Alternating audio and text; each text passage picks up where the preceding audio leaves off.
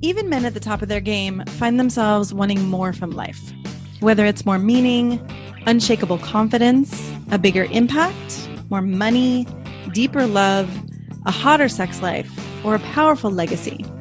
Find out how good your life can be on this episode of Man Alive. Also, as I've supported men in their love and work lives for 15 years now, many men have asked me for the right words to say to be more attractive, desirable, and more of a leader. And I've found it's not so simple as giving scripts or lines. Because at the root of a connected and affectionate relationship and being more effective and inspiring at work is your ability to influence others. But most often, influence is not gained or lost with words. It's from what I call the invisible factors. So I created a quick guide for you called 3 Ways Men Lose Influence at Work and with Women, so you can understand how these invisible factors work and what has women and colleagues both more inspired to say yes. I think you're also going to be surprised to find out the moment when your influence actually begins. So grab the guide for free at shanajamescoaching.com/3ways.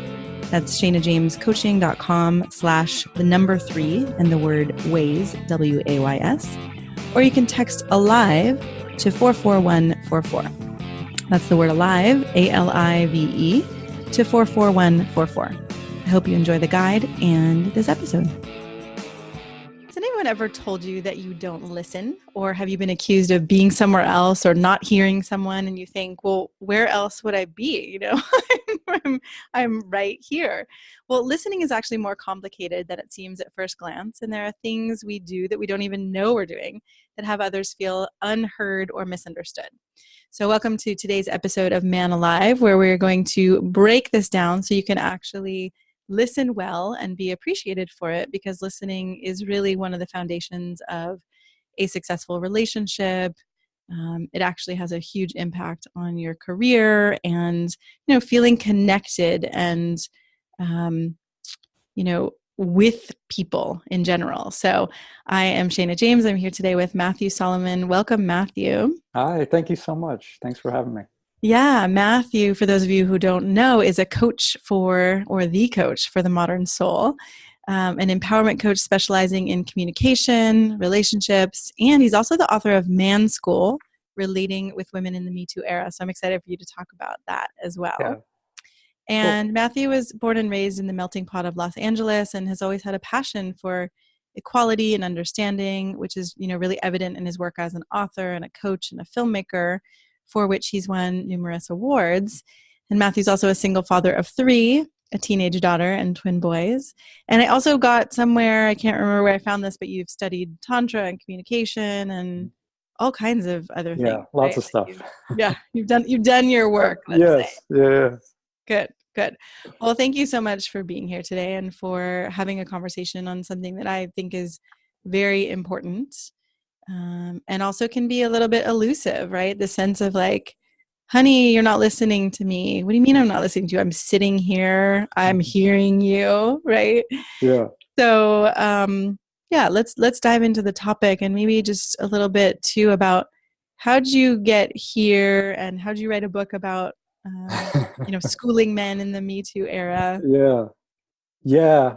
It's been a long journey. It's been 20 plus years of personal development and really wanting to be better myself, a better man, a better lover, a better partner, a better parent.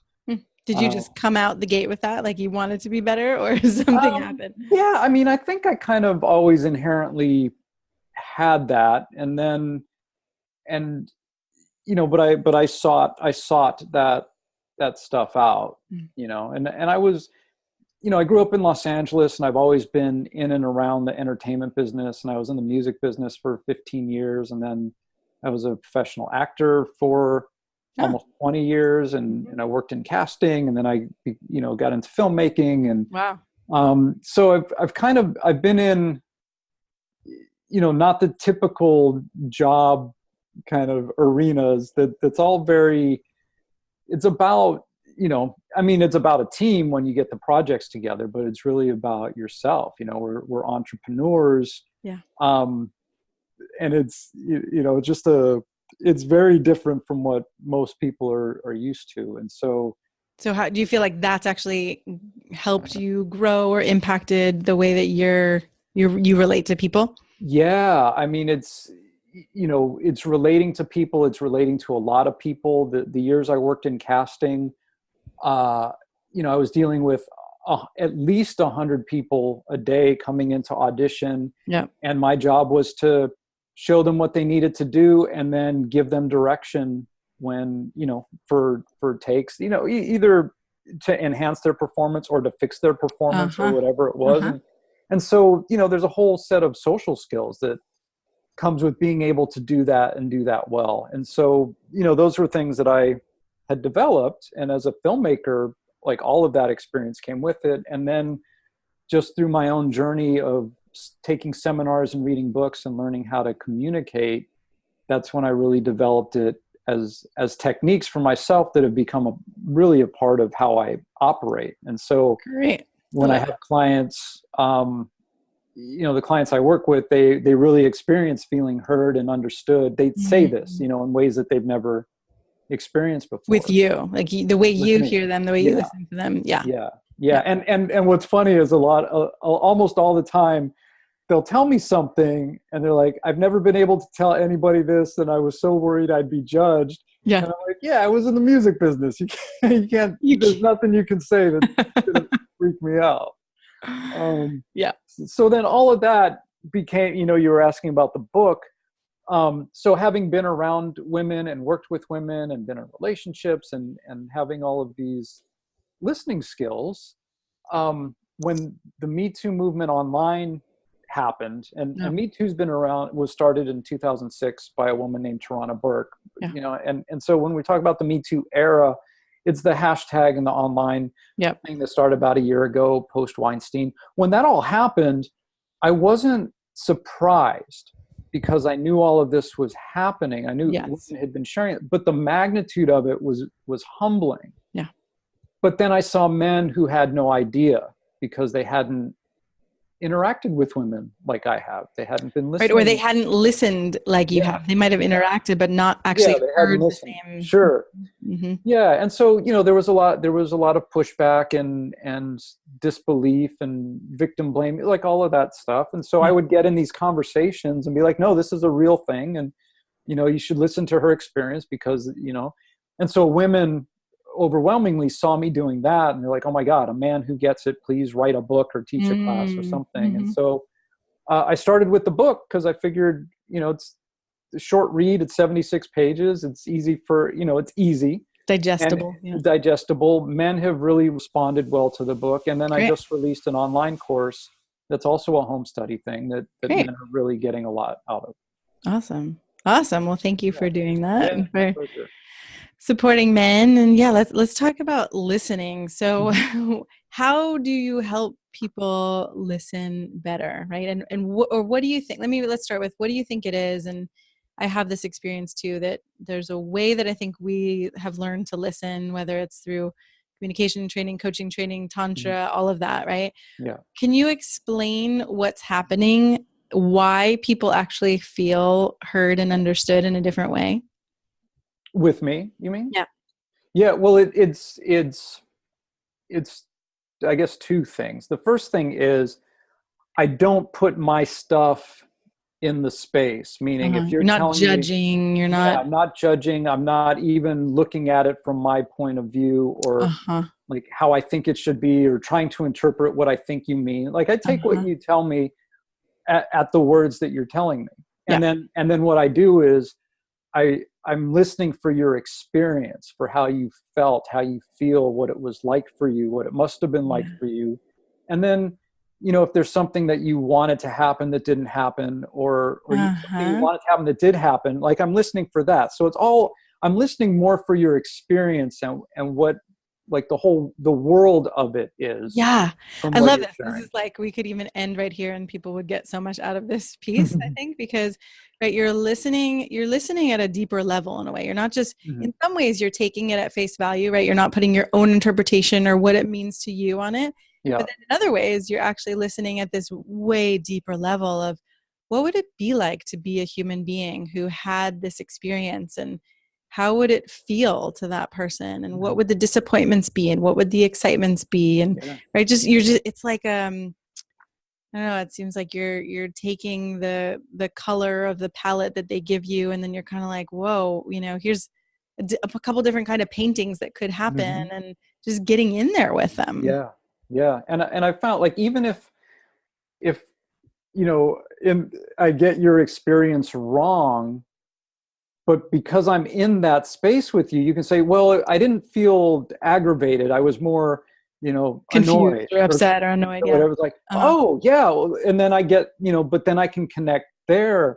Yeah. So it's still like, because we tend to listen to, like, I need to get this right. Yes. Or I don't want to be wrong, or there's this thing about men listening to fix things. And so taking all of that out of the space and out of my intention, I'm really just trying to get you and what it's like for you. And that's where all of that happens. Yeah, right. And a lot of the work I do, we call it getting someone's world, or, just like getting that clearer sense of what's going on for you. And something you just said struck me too. Oh, the whole getting it right or getting it wrong, right? That I love the permission too, for those of you listening, that, if you speak back what you think you're hearing, you're kind of reflecting or saying, oh, this is what I'm hearing, and you don't get it right, that's okay too. Yeah. Right? Like, someone can still feel heard and understood if you're willing to say, oh, I didn't quite get that right. Let me try again. Yeah. Yeah.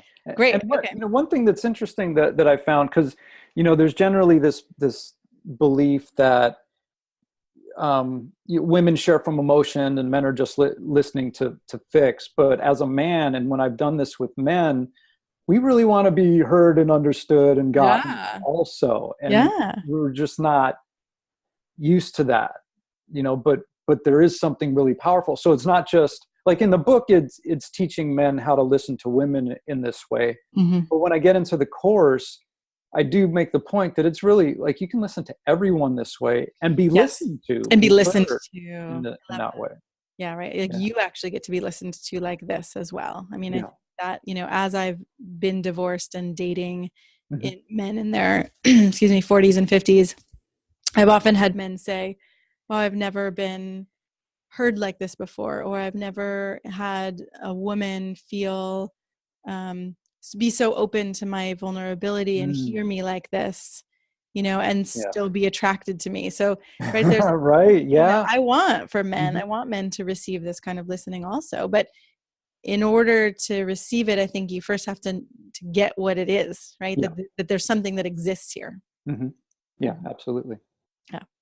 Okay, good. So do you have a do you have a guide, or do you lay this out in a certain way with different steps, or can we break it down into different pieces? Sure. Yeah. In the book, I do break it down into steps. And so, the first part is, giving up having to be right. So whatever you're going to share with me, it doesn't, like, I don't have to be right. I don't have to give you my opinion. Like, it's not about my opinion. It's about getting your experience. So that's the first step. So you don't have to say, oh, I get it, or this is what you mean, or you don't have to kind of show that you're right, or that you accurately got it or something. Is that what you're saying? Well, I get to give up needing to have an opinion about what you say. So like, if you tell me this story about, like, you went to Starbucks and they screwed up your drink, like, I don't have to be like, well, you should have, done this, or you should have, like, been more like that, or, what, like that. So I give up my opinion. I don't have an opinion, a personal opinion, a judgment. Yes. So I give that up. That's a powerful one to give up. Yeah. It doesn't mean, right. And I just want to say, it doesn't mean you can't have an opinion. You can have it. Right, but right. if you really want someone to feel heard, letting that go for now often helps. Yeah. And so then, as a technique, the next step is to listen to the words that you're saying, and to when I teach this, get as close to verbatim as what you said, so that I'm following your story and your experience. Yeah. And so once I have that, then the next step is, what is your experience? How did you feel? What was it like for you? What were your emotions? What were the things like, were you exasperated or confused or frustrated or excited or let down, you know, those kinds of things. So that's the next step is what was your experience? And asking questions that really call that out or bring that out of somebody. Mm-hmm. Yeah. Cause I could say to you, what was that like? But if you've been telling me, then I'd probably say, well, that sounds really frustrating. Were you frustrated? How, like, yeah, I was frustrated, but I was more, like, I was just, it was horrible. It was, oh, so you must have been really angry. Yeah, I was furious. Yeah, furious. And that's one thing, that I've noticed working with couples also is, she might say something like, I felt like my whole world just caved in and everything sucked. And I was just, devastated. Yeah. And sometimes his response will be like, what he heard was, oh, it didn't go so well. Like, no, that's not it. It's not that it didn't go, it's that it was like devastating. Yeah. And so that takes work sometimes to like really be willing to experience that emotion that you're sharing. Right. I was just going to say, it's like, there has to be a willingness to get the depth or the intensity of something for someone else, and to almost take it on and feel it yourself. Not that you have to, right. Not that you have to necessarily feel it and become as affected by it, but there is almost a way that we as human beings, I think, we're kind of learning to have empathy and to feel each other. Yeah. Yeah. And just because I empathize with you, like, it doesn't mean anything about me. Like, I can give you the space to say, this was the most devastating thing that ever happened to me. Yeah. And it may not have been, but in that moment it was, and that's okay. Right. And you get to have that experience. And it's not for me to say, well, no, that was bad, but it could have been much worse. Or that thing that happened 5 years ago was a lot worse. Oh my God. The immediate way to shut somebody down. Yeah, right. Unheard. Okay, one question that's coming up for me about this is, what do you suggest to a man when a woman or anybody might say, I was so devastated by this, it was the worst thing that happened in the world, and it has to do with him, right? So then he's sitting there being like, oh, fuck, I just devastated this woman, or he might get defensive, he might feel blamed. Any suggestions for that part? Yeah, I mean, the first thing is just to say, oh my God, I'm so sorry. And to like, and that's, it's challenging when it's about us, because we want to defend, and we want it to, we want to say, well, that wasn't my intention, or you took it the wrong way, or what, whatever, like all that stuff that comes out. But really the starting point, if you're really upset with me, is, I'm so sorry that I caused that upset. And then we can have a conversation, tell me more, or what was it that I did, or what could I, what was it that I did, and like really get you to the place where you feel heard. And then it's like, well, what could I have done differently? Or how would you have preferred I did whatever I did, or depending on what it is, right? That's beautiful. I've noticed I've been in this conversation with my 7-year-old son around fault. Where, the other day we were at his kung fu class, and I was throwing this rope so he could dodge out of it, and then he threw it at me and it hit me in the back, and he was like, well, that wasn't, I said, that hurt, and I actually want you to say I'm sorry. And he was like, I'm sorry, but it wasn't my fault. And I was like, that doesn't feel very good, So then the other night he did something where he was like, he dropped the toilet lid, and he was like, I'm sorry that was really loud, Mom, but I didn't mean to, so it wasn't my fault.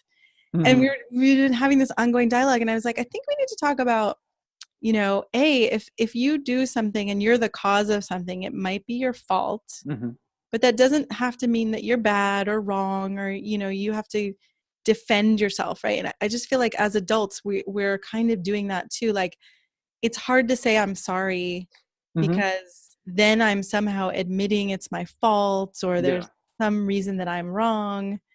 So it just goes into it can go into like a spiral where we feel ashamed or we feel upset. But I love what you're saying. Like, what if I could just say, I'm sorry, I didn't mean that, or I didn't want that to happen for you. And what would you have rather had instead? I think that's brilliant. Yeah, I took one of the trainings that I did was with Allison Armstrong, who has a Yeah, company called she's great. PAX. Yeah, and so There's one actually of an Alison Armstrong podcast for those of you listening to go check out. oh, cool, cool, Yeah. cool, cool. Yeah, so one of her things is, and it's mostly directed at men because we associate I'm sorry with being at fault or being blamed. Yeah. And she's like, I'm sorry isn't an admission of guilt.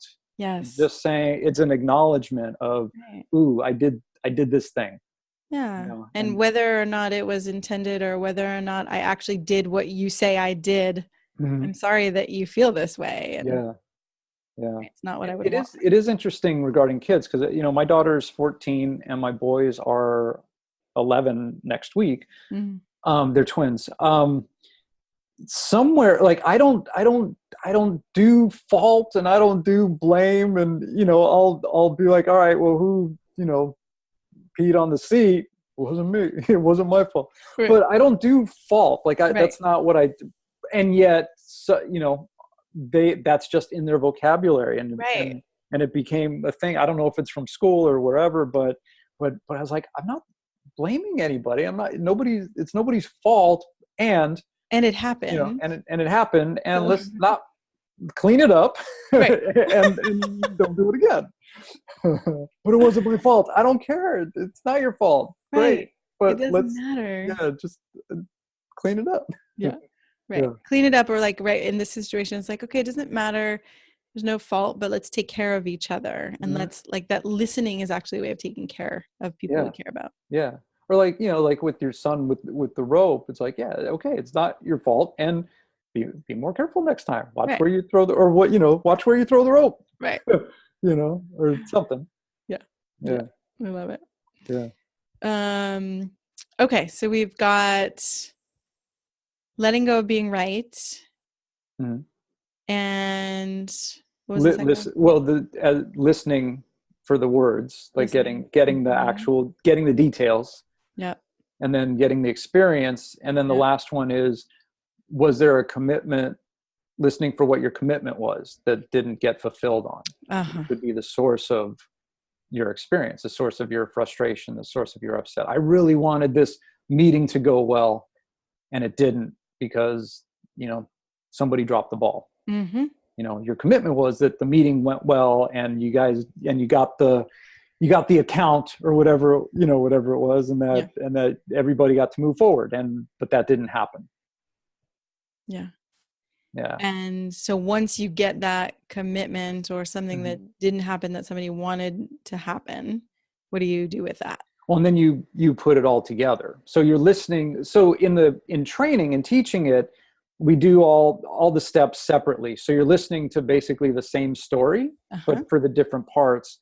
And then you put it all together, and then it becomes more natural to just listen for that. So if you're telling me, a story, I'm listening for all of those things and picking up on the key elements. And it sounds really complicated, but I know, I'm wondering if we could do an example. Sure. So that it would really just, make it more tangible. Okay. Since that's what we're attempting to do here, right? Is break down this elusive thing. Yeah. So, if you want to give me like a short thing of something. Okay. What's the question you want me to answer? Well, if you want to tell me about something, maybe something frustrating or upsetting. Oh, okay. Something frustrating or upsetting. Yeah, well, I think the thing, it's funny. I mean, being a parent, I think it often goes back to kids, but right. So my son was being teased at school recently, and, I was trying to check in with the teachers, see what was going on. And finally, I just felt like, well, it's not really helping because the teachers aren't necessarily always around when it's happening. And so, I finally just felt like, okay, I started doing some reading and having conversations with my son about what he could say and do when he was being teased. But it's been painful. It's painful to send my child out into the world and know that he's not actually being fully loved and cared for like I can do in this safe little nest here, and know that bad things are going to happen to him in his life and I can't save him from that. Yeah. Okay. So you want me to do it step by step or? Sure. Okay. So the first part was I give up being right. So I'm not going to insert my opinion about what you did or what Well, you should kids get do. teased and that's Yeah. okay. Yeah. And they're going to be Just get fine. over it. Yeah. Okay. So then the first step is, what I heard you say was your son was being teased at school and you wanted to deal with it. And you thought about talking to the teachers, but the teachers aren't always around. And so that's not a viable solution. And it can be really painful because you don't want your son to be teased and you're trying to figure out what you can do to help him. Yeah.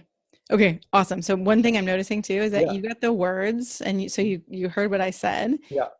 There's also a way that I can feel you. This is a little bit not tangible. So I'm seeing if we can pinpoint this, but your tone is kind of calm and soothing. It's like I feel you here with me. I feel you caring about me. Mm. Yeah. Yeah. Well, I do. Thank you. Right. And I guess that's something you can't fake. You've got to find somewhere inside of you where you actually care about what a person's saying, even if you're mad or even if you're hurt or yeah. And that's something I work especially with couples on is being curious about each other. Yeah. And when I do work, I do a lot of work around sexism and racism and that sort of thing also. And it really is the more that we're curious about each other and each other's experiences, the more that we connect like this and you feel loved and understood and acknowledged, then you can heal.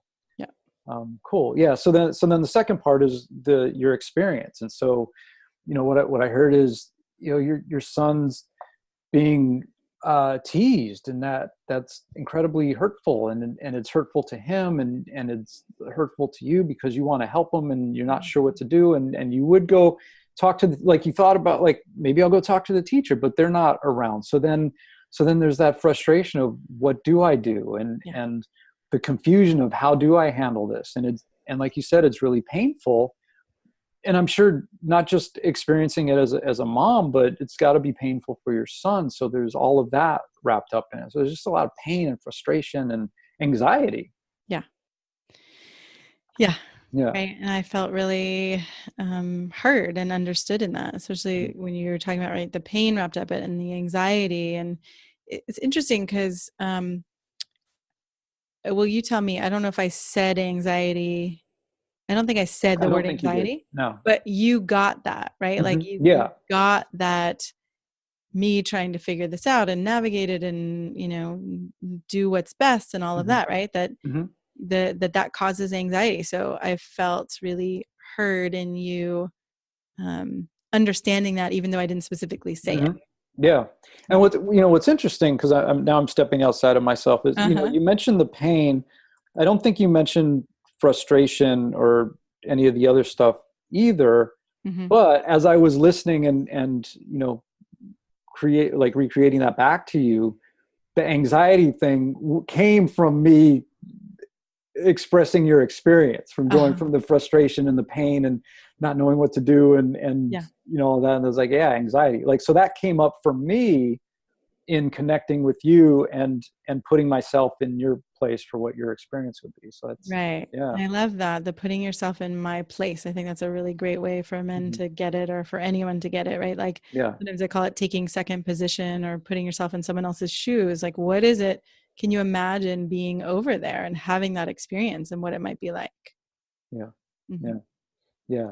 Great. And then the last part is, what your son was being teased, and what I know you wanted more than anything is for him to feel safe and for everything to be resolved and for, people to look out for him and him to not be in that pain anymore and not be at the effect of the teasing and, his hurt and sadness, which causes you hurt and sadness. And so what you really wanted was for everything to be okay. And it wasn't. Yeah. That feels true. Okay. And then how do you, with that one, what you were saying is true. How would someone communicate that back? Because it seems a little,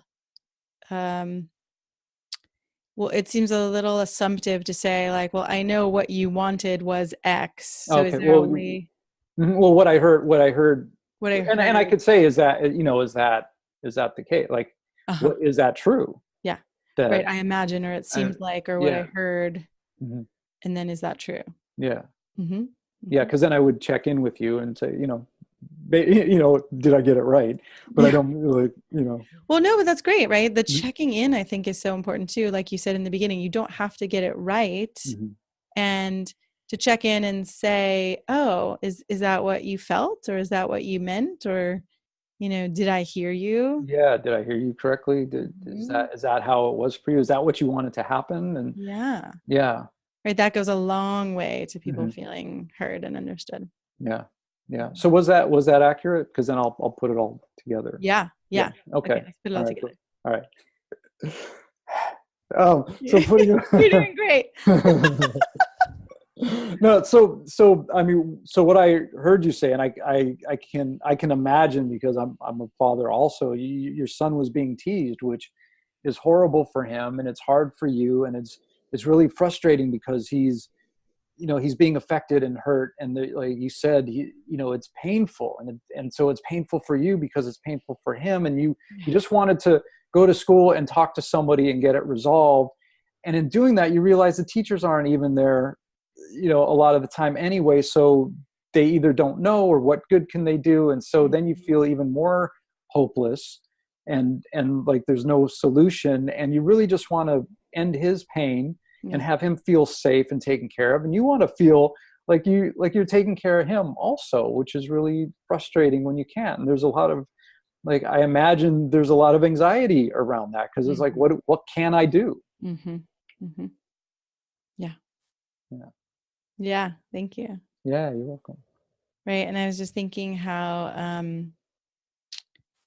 right, there's, okay, we're just getting the basics. And then I think there's, moving into this masterful way, and, you're pretty masterful at this. And I'm also just imagining, right, like, when you can put yourself in someone else's shoes and trace forward, like if you imagine, oh, she has anxiety, then you might even be able to say, like, well, I imagine you might even be anxious that you're going to mess up his whole life if you don't get this right, because when he's young, he's going to have experiences, right? And so there is a kind of way that usually our catastrophizing mind is not very helpful to us. But when you're trying to imagine someone else's experience, right, sometimes it can be helpful to imagine what they might be fearing or worrying would happen.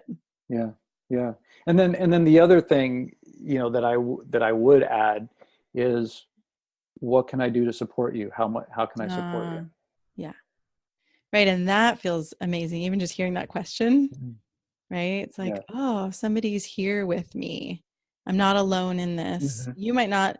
And it feels even better than if you just gave me an answer. Right. Yeah. Because then I'm actually involved in, well, what do I need or want, versus you're just going to pick what you think I need or want. Yeah. Because again, I'm not listening for solving it, unless you say, I need your help solving this. Right. I like that too. And sometimes when I have couples in the beginning of a conversation, say what they want, like, will you just listen to me, or for 5 minutes, or will you help me solve this problem, or something like that, so that the other person can win, or there's a context of oh, we're working with each other here on the same team. And I can ask even, are you wanting me to help you solve this, or do you want me to listen and get your experience? So we can both kind of take responsibility for how the conversation goes, so you get your needs met and I get to show up for you. I love it. Do you have any thoughts on how men can guide either a partner or someone else to listen to them if they're not feeling heard? It's I mean, it's kind of the same way. There've been times where I've shared something with a woman, and she wants to interject her opinion, and it's like, no, I just want you to get what I'm dealing with right now. Because there can be, like, there was something that happened recently where I was involved in some, like, pretty heavy conversations around racism, and a lot of times it's like, in the moment, it's great. And then afterwards, it takes a lot out of me. And so I got to, rejuvenate and all of that. And I was sharing that with the woman, and she started to interject her viewpoint of how she would deal with it. It's really, it's interesting because I don't really do happens gender. both ways. Yeah. I don't always, do whatever gender. Yeah. Because it's, and I said to her, I go, you know what? I can't even hear that right now because it's all just occurring as criticism given what I've just been dealing with. So I'd love it if you could just get my experience. And if not, that's okay. We can talk later. Yeah. But I'm not in a place, and I'm going to start taking it personally, and I don't want to do that either. Good for you. Yeah.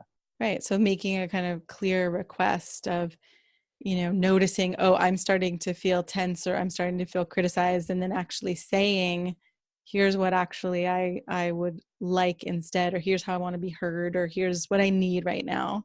And taking responsibility for not just hoping it will happen, but actually asking for it. Yeah. Awesome. Thank you. I think this is going to be really, really helpful. Great. Any last pieces or something you feel like, oh, men need to know this? I really think one of the most important things is to really just be curious about each other with nothing attached to it. Like, I want to know, what your experience is, what it was like for you, what your, if we're in a relationship, especially, like what was your childhood like? What have your relationships been like? Because ultimately that shows up in our relationship. Like we all have a past, and it all, depending on how much work we've done on ourselves, even if we've done a lot of work, stuff can still show up. And it's like, oh man, I thought I handled that thing from when I was 3 that, my mom said, or my kindergarten teacher said. But the more that we can be responsible for that stuff, not in a way, again, that makes us wrong, but just to be like, oh yeah, I'm doing that thing again. And this is what it is, and this is what I need. The more that we can do that and be curious about each other, so that I'm not blaming you for when your stuff comes up. I'm not blaming you for when my stuff comes up either. Right.